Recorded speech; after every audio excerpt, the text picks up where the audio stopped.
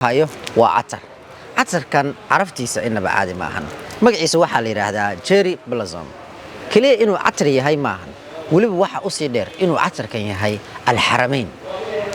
inta badan waxa catarada alxarameyn waxa lagu yaqaanaa inay quality fiican ay leeyihiin sidoo kale waxaan ku hayaa catar kale oo isna markaasi ka liidan oo asna ah alxarameyn ah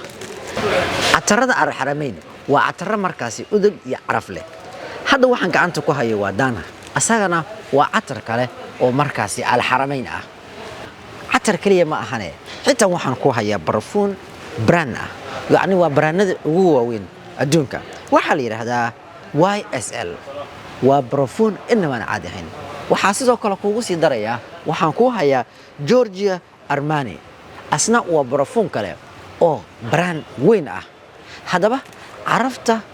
barfuunada iyo waliba uduga catarada alxarameyn waa kuwa kaliya ee markaasi